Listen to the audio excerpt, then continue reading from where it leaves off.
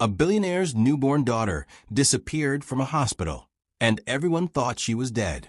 But 24 hours later, a black maid found a tiny baby crying inside a dumpster behind the billionaire's mansion. And what she discovered next exposed a truth that shocked the entire city. Stop. Someone's in there. Those words sliced through the cold morning air like a knife. Maria whipped her head around, her breath turning into fog as the chill of dawn pricked her skin. It was 6 a.m., the hour when the billionaire's mansion was still sleeping, the lights still off, and the world around her wrapped in silence. But the voice, that voice didn't belong to anyone she could see. She paused, clutching her cleaning bag against her chest. The driveway lamps flickered weakly behind her, casting long shadows across the stone path. Every instinct inside her told her she hadn't imagined it. Then, a sound. Soft, fragile, impossible to ignore. A cry. Not the cry of a cat or some wild animal thrown by the wind. No, this one was human.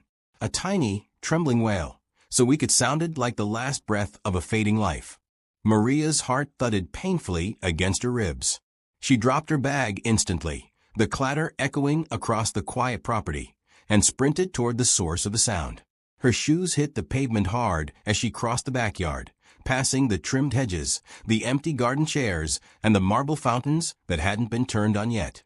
She ran past the garage and down the narrow path that led behind the mansion, where the service road and trash area were located. Her breath caught in her throat, because the sound was clearer now. A whimper, a desperate plea for help, coming from the large green dumpster behind the mansion. "Please," Maria whispered, not sure if she was talking to herself or the unseen child. Her hands shook as she approached. The dumpster stood taller than she was, its metal sides stained with old rainwater, its lid heavy and stubborn. She reached up, curling her fingers around the cold edge, and heaved it open. For a second, nothing happened. Then the lid creaked, lifting slowly, and Maria froze. Her eyes widened. Her lips parted in disbelief. Inside the dumpster, in a crumpled blanket that looked like it had come straight from a hospital, lay a baby. A newborn, barely alive. The breath whooshed out of Maria's lungs so fast she almost collapsed backward. The infant's tiny chest rose and fell rapidly, each breath a battle. Her lips were turning blue, her little fingers curled tightly as if trying to hold onto something. Warmth, life, hope, anything. Her skin was pale. Her body shivered violently. Maria felt a scream rising in her throat, but it never escaped. Instead, instinct took over. She didn't think. She didn't hesitate. She didn't stop to question how or why. She acted. Maria reached inside, her arms trembling so badly she could barely grip the fragile body. The baby let out another weak cry, her voice thin as paper. Maria pulled her out, pressing the tiny girl against her chest to shield her from the cold air. "Oh my God, sweetheart, I got you," she whispered, tears already burning her eyes. "You're safe now. I'm here." The baby's shaking worsened for a moment. Maria panicked. Was she too late? Had the infant been out here for hours? Who could do something so cruel? Her mind raced with questions she didn't have answers for. She tore off her own scarf and wrapped it around the infant, tucking the ends under her chin. The baby's cries softened, but didn't stop. She was starving, frozen, terrified. Maria held her close, rocking her gently even though her own body was trembling uncontrollably. "It's okay, it's okay, it's okay," she repeated, as though the words themselves could build warmth. Her eyes scanned the blanket the baby had been wrapped in. It was thin, barely enough for any child, much less a newborn. The edges were smeared with dirt from the dumpster. But there was something else, something important. A marking, a name tag, a hospital logo. Maria squinted through her tears. A hospital. The city hospital. Her stomach dropped. Someone hadn't thrown the child away randomly. This baby had come from a maternity ward. Maria clutched the infant tighter. Who would steal a newborn from a hospital just to dump her behind a billionaire's mansion? She turned in every direction, looking for movement, footprints, anything. But the service road was empty. The tall trees surrounding the estate swayed softly in the wind. No cars. No strangers. No signs of who had left the baby there. Only silence. Silence that felt heavy, dangerous, and filled with secrets. Maria knew she had to act fast. The baby needed warmth, food, a doctor. She spun around and ran toward the mansion, her hands wrapped protectively around the tiny girl. Her footsteps echoed through the estate. She reached the back door, almost kicking it open. Inside, the kitchen staff gasped. "What's that? Oh my God, is that a baby? Where did you?" Maria didn't stop long enough to answer. Her voice cracked as she yelled, "Call Mr. Price. Now." The staff scattered, some grabbing phones, others rushing toward her. The chef draped a warm towel over the baby as Maria sat at the counter, trying to steady her breathing. The infant whimpered again, the sound cutting through her like a blade. Maria stroked her tiny cheek. "Hold on, sweetheart. You're so strong. You're going to be okay." But even as she said it, a terrifying thought crept into her mind. This baby wasn't just abandoned. She wasn't unwanted trash left behind by a stranger. No, this baby had been targeted. Because there was only one reason someone would leave a newborn behind this specific mansion, one belonging to one of the richest, most powerful men in the city. Someone didn't want this baby to live long enough to be found. And Maria, simple, hard-working Maria, had unknowingly stepped into the center of a nightmare. Little did she know, this baby wasn't abandoned. She was stolen, and she belonged to the billionaire who lived just a few feet away. And saving her would change Maria's life forever. Alexander Price, one of the richest and most feared businessmen in the entire city, had been living inside a nightmare for the last 48 hours. And for a man who owned private jets, skyscrapers, and an empire that bowed at his command, the feeling of helplessness was almost unbearable. His life, usually filled with power, noise, and movement, had gone completely silent. His mansion, always buzzing with assistants, chefs, advisors, and security, was now hollow. The world outside continued on, but inside these walls, time had frozen. Because his newborn daughter, the one he had waited years for, the one he had imagined holding, feeding, rocking to sleep, was gone. Stolen. Ripped from her hospital crib less than a day after her birth. Alexander hadn't slept since. Hadn't eaten. Barely spoke. He sat in his office, the curtains drawn, the room dark except for the glow of the security monitors. His phone lay on the table, silent. No leads. No ransom note. No demand. Just emptiness. And guilt. A heavy, crushing guilt that squeezed his chest every time he blinked. This is my fault. Someone did this to hurt me. Someone used her to get to me. That thought replayed again and again, tormenting him like a curse. His empire created countless enemies, competitors he crushed, criminals he exposed, investors he refused to bow to. He had always believed that money and security could protect his family from everything. But he was wrong.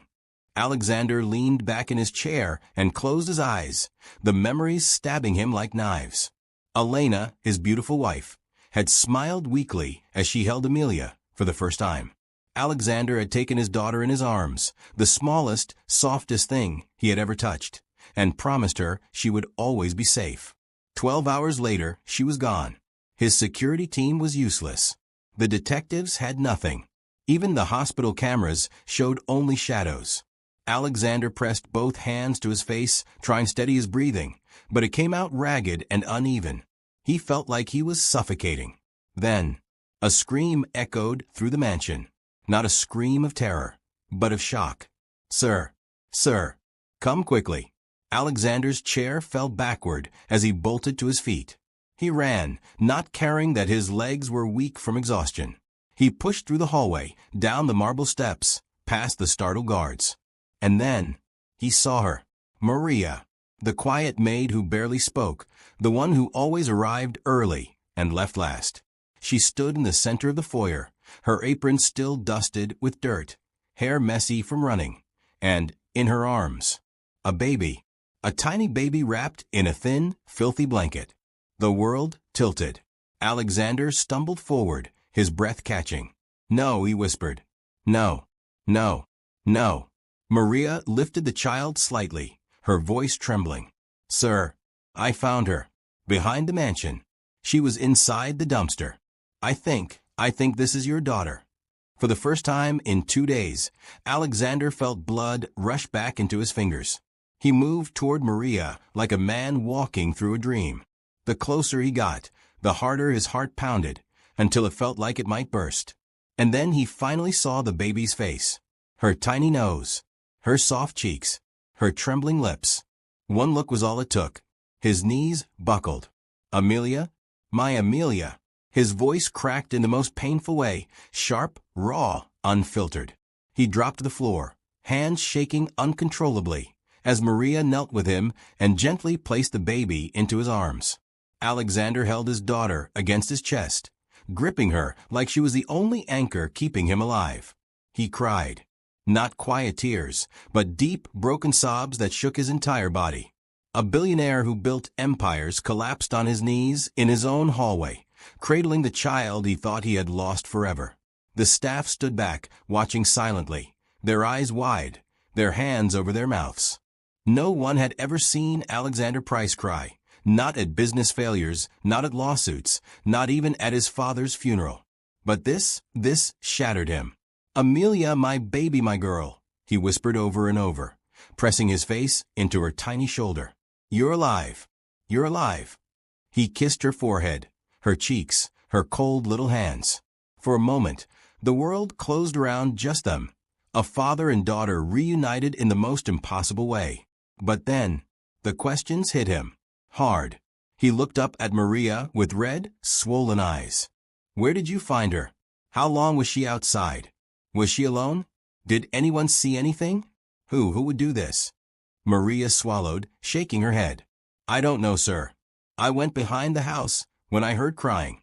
I opened the dumpster and she was just lying there." Alexander clutched Amelia tighter, his face twisting with horror. "In the dumpster? My daughter was in a trash dumpster?"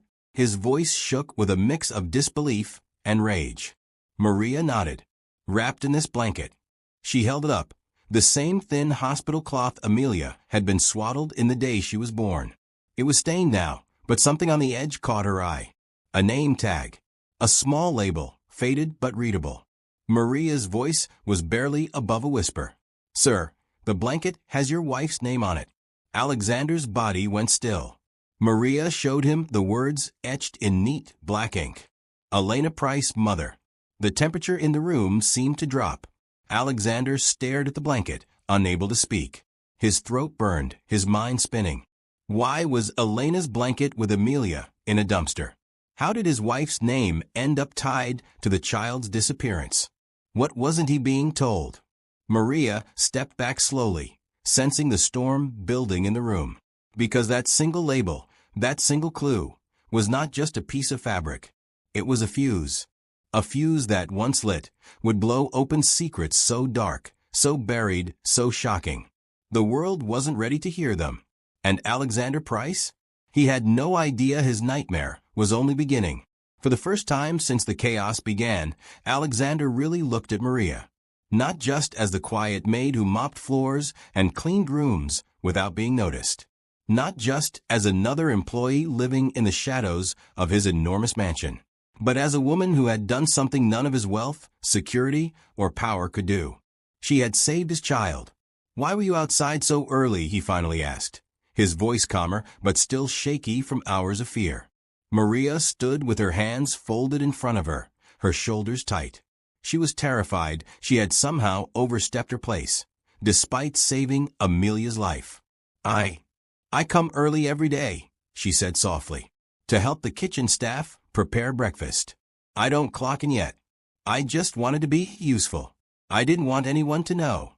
Alexander stared at her for a long moment. No excuses. No lies. Just honesty. Something he rarely saw inside his own home. He nodded slowly.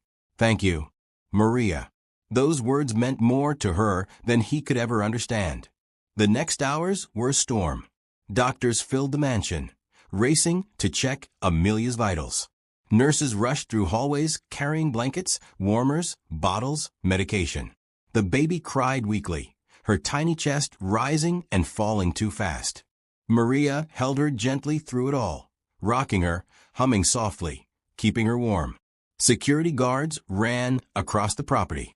Police officers searched the perimeter. Detectives questioned every staff member, from the gardener to the butler to the drivers. And through all of it, Maria stayed right where she was, in a quiet corner of the living room, sitting on the floor with Amelia close to her heart. She didn't ask for permission. She didn't wait for praise. She just cared. Even the detectives noticed. Detective Harris, a man known for his cold, emotionless investigative style, watched Maria for a long moment. "She's calm with you," he observed quietly. Maria nodded, rocking the baby. "She's scared. Babies feel everything." Alexander overheard. His heart twisted. He didn't know how to comfort his own daughter, but this woman did, effortlessly. By evening, the mansion was no longer filled with urgency, but with tension. Because Elena Price, Alexander's wife, was finally returning home. The front door opened slowly, and Elena stepped inside wearing a beige designer coat, her hair perfectly styled. Yet something about her looked off. Her movements were stiff. Her face was pale, her lips trembling slightly. Not from fear, not from relief, but from something much darker. Her eyes darted around the room until they landed on Maria, who had Amelia nestled in her arms, feeding her with the bottle the doctor had provided. The expression that spread across Elena's face could have cut glass. "What?" she said sharply, her voice slicing through the room. "Is she doing with my daughter?" Every staff member went still. The air tightened. Alexander stepped forward, placing himself between Elena and Maria. "She saved Amelia's life," he said firmly. But Elena didn't even glance at him. Her eyes were locked onto Maria, like she was staring at an intruder. "Get out," Elena snapped. "You're staff. You don't touch my child." Maria froze, clutching Amelia protectively as the baby whimpered. Alexander's jaw clenched so hard a vein in his temple pulsed. "Elena, enough. You're being unreasonable." "Unreasonable." Elena hissed. "My daughter is in the arms of the maid. She's in the arms of the woman who found her dying in a dumpster behind our house," Alexander shot back. The room fell silent, cold, still. Maria looked down, her heart racing. Elena's face turned ghostly white. Detective Harris stepped forward, his tone calm but firm. "Mrs. Price, we need to ask you some questions." Elena swallowed hard. "Questions? About what?" "Your daughter," Harris said, "and the circumstances in which she disappeared." Elena took a step backward. I already talked to the police at the hospital." "Yes," Harris replied, "but new information has come up." He held up the thin, dirty hospital blanket, the one Amelia had been wrapped in inside the dumpster. "This was found with the baby." Elena's eyes flicked to it. Her breath caught. "You recognize it?" Harris pressed. Her lips parted. "It looks like—" "It has your name on it," Harris said flatly. Elena's entire body stiffened. No, that must be a mistake," she stuttered. I never left the hospital." Alexander's brows knitted together. "You didn't." "No," she insisted.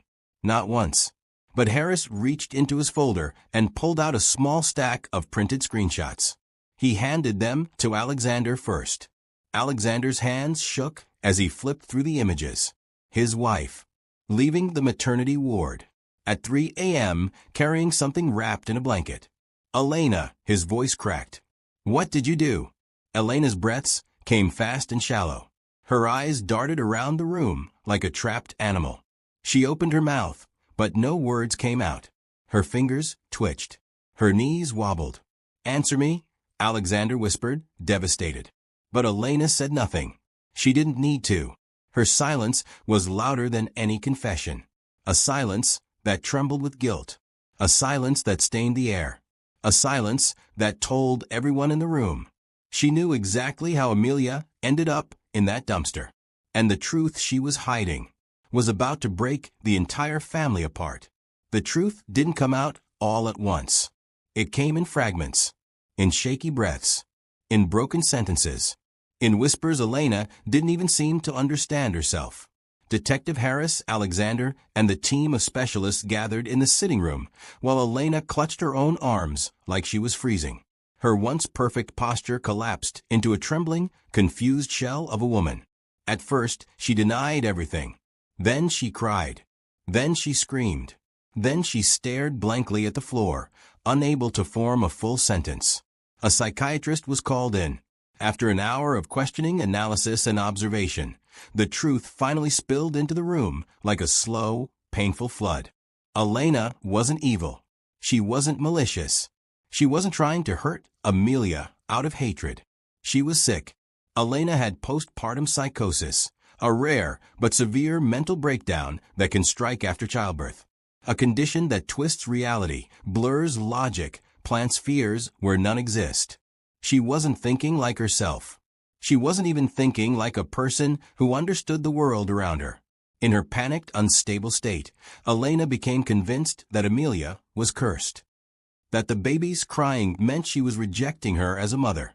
That something dark was going to happen if she stayed near the child. These thoughts weren't rational. They weren't intentional. They were symptoms of a mind spiraling into a frightening, distorted reality. She believed the baby didn't want her, the psychiatrist explained gently. Alexander covered his mouth with a shaking hand, tears burning in his eyes. My wife believed our daughter was cursed. She wasn't herself, the psychiatrist emphasized. She experienced delusions, fear, paranoia. She didn't understand what she was doing. Elena trembled harder, her voice barely a whisper. She cried when I held her. I thought she hated me. I thought I was hurting her. I didn't want to hurt her. I just wanted her to stop crying. Her words dissolved into sobs. The room went quiet. No one knew what to say. Because the truth wasn't simple. It wasn't clean. It wasn't black and white. Elena wasn't a villain. But she had put Amelia in danger. And now, consequences had to be faced. Later that evening, an ambulance arrived quietly at the back of the estate. 2 mental health specialists gently guided Elena toward it as she cried into her hands, apologizing over and over, but her voice sounded far away, like she wasn't truly present. Alexander stood a few steps back, holding Amelia close to his chest, watching the woman he loved disappear behind the ambulance doors. His heart felt like it was splitting in two. He loved Elena, but he had to protect Amelia. He had to choose his daughter.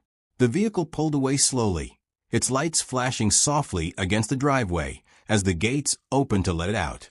And just like that, Elena was gone. Alexander stood there for a long time, long after the ambulance vanished into the night. The cold breeze brushed his face, but he barely felt it. The weight of everything crashed down on him all at once. Fear, grief, guilt, exhaustion. He was grateful Amelia was alive, but terrified of raising her alone. The mansion, so big, so echoing, so empty, felt colder than ever. Silent hallways, lifeless rooms, shadows where warmth should have been. He walked slowly back inside, holding Amelia close. She slept peacefully now, unaware of the chaos swirling around her. Inside the living room, Maria was standing quietly waiting. When she saw Alexander's face, pale, exhausted, lost, she stepped forward. "Sir," she said softly, "I know you're going through so much. If you need help, I'm here. I can take care of Amelia. You don't have to do this alone." Alexander looked at her, really looked at her. This woman who found his daughter. This woman who didn't hesitate to jump into danger. This woman who fed Amelia, kept her warm, held her like she was her own child. This woman who didn't ask for money, credit, praise, or reward, just to help. Her eyes were steady, warm, full of something rare in his world, pure sincerity. Slowly, Alexander stepped closer. He swallowed the lump in his throat. "Maria," he said quietly, "would you stay? Not as staff, not as an employee, but as Amelia's caretaker." Maria's lips parted in shock. Her eyes filled instantly with tears she couldn't hold back. "Me," she whispered. You want me to stay?" "You saved her," Alexander said. "You protected her. She trusts you. And I do too." A tear rolled down Maria's cheek as she nodded. her voice trembling with emotion. "Yes, sir," she said. "I'd be honored." And Alexander exhaled, a long, shaky breath he'd been holding for days.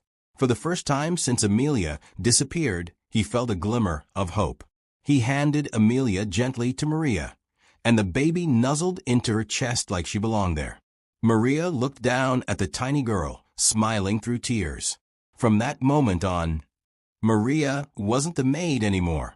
She became Amelia's second mother, the woman who would raise her, love her, guide her, and, eventually, change the Price family forever. And, in that time, everything inside the Price mansion changed. Not loudly, not suddenly, but in soft, gentle ways that only genuine love can create. Little Amelia, once a fragile newborn fighting for her life, now giggled whenever someone touched her tiny feet.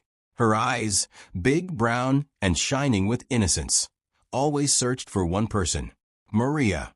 Every morning at sunrise, Maria entered the nursery quietly. And without fail, Amelia would hear her footsteps, open her eyes, kick her legs, and stretch out her arms as if saying, "You're here. Pick me up." Alexander often paused outside the door, listening. He'd hear Maria humming lullabies, songs from her childhood, melodies Amelia recognized instantly. By the time Alexander walked in, Amelia was usually sitting in Maria's lap, smiling like the safest place on earth was in those arms. And somehow it was. A house filled with silence begins to breathe again. Alexander wasn't the same man he used to be. Before Amelia's disappearance, he was a hard, distant billionaire, busy, strict, often cold. His world was numbers, meetings, investments, and power. Even when he married Elena, his heart never fully softened. Responsibility always came before emotion. But after that night, after the fear of losing his daughter forever, he became a new man. Sometimes he'd sneak into the nursery at night just to watch Amelia sleep. Sometimes he'd stand in the hall listening to her baby laughter echoing through the mansion, and tears would gather in his eyes, tears of relief, gratitude, and disbelief that she was still here. But he couldn't have done it alone. Maria was the strength he didn't know he needed. When Alexander worked, Maria kept Amelia entertained, playing with toys, clapping, singing, blowing raspberries on her belly until the mansion felt alive again. When Alexander had meetings, she walked the baby through the garden, showing her butterflies, flowers, and sunlight. When Alexander struggled with guilt over Elena, Maria gently assured him, "Sir, none of this was your fault. Postpartum psychosis changes people. You did everything you could." And when he broke down, when he finally allowed himself to feel years of bottled emotion, she didn't judge him. She didn't look at him like a boss or a billionaire. She looked at him like a human being who needed kindness. The night everything changed. One late evening, Alexander stood quietly in the hallway. The mansion lights were dim. The air was calm. Amelia had been fussy all day, teething, crying, unable to sleep no matter what anyone tried. But as Alexander approached the nursery, he heard something that made his heart ache in the softest way. Maria's voice. Maria's eyes filled with tears, blurring her vision, as she pulled him into a warm, protective hug. "No, Aiden, you're the brave one," she whispered back. "You held on. You never gave up. I was just here to help you." Alexander placed a firm, reassuring hand on Maria's shoulder. He looked at her with a depth of gratitude that words could hardly express. "Maria, I owe you everything. My son's life, my peace, my future. You risked everything for him, and for that, I can never thank you enough." He took a deep breath, steadying himself as he continued. "I don't want you to be just the maid anymore. I want you to stay as part of our family, if you'll allow it." Maria covered her mouth, overwhelmed. Her hands trembled, and her heart raced. She had never imagined this, never dared hope for it. And yet, here it was, a recognition of her courage, her selflessness, and her love for Aiden, offered freely and without expectation. She simply nodded, unable to find words that could match the depth of her feelings. Aiden, sensing the weight of the moment, hugged Maria tightly. His small arms clung to her, and for the first time since his mother's death, the boy laughed. A real laugh, joyful, uninhibited, and full of life. The sound was like music to Alexander's ears, a promise that the darkness had passed, and that new light had entered their lives. The mansion, which had once been filled with shadows, fear, and danger, began to feel alive again. The walls, which had echoed with terror and deceit, now seemed to hum with warmth, safety, and love. Every corner of the home reflected a new beginning, a fresh start built on courage, trust, and the bonds of a family forged through hardship. Alexander looked at Maria and Aiden, then up at the sky painted in shades of orange and pink. He realized something profound. True family was not just about blood or wealth. It was about the people who stood by you when the world tried to break you. It was about the ones who risked everything to protect the ones they loved. Maria, once just a maid in the mansion, had become a hero, a guardian, and a vital part of their lives. She had listened to a cry in the night, ignored fear, and acted when no one else could. And because of her bravery, a life that evil had tried to snuff out had been saved. As Alexander knelt beside Aiden, brushing a lock of hair from his forehead, he whispered softly, "We're a family now, Aiden. You, me, and Maria. Always." Aiden smiled, clutching both of their hands, and in that moment, the mansion, once a place of nightmares, felt like a true home, a home built on love, courage, and unbreakable bonds. The sun disappeared behind the horizon, casting a peaceful twilight over the garden. The roses swayed gently in the breeze, and for the first time in what felt like forever, the world outside seemed safe. Inside, their hearts were full. Together, they had survived darkness, faced betrayal, and found hope. And in that hope, they discovered something even more powerful.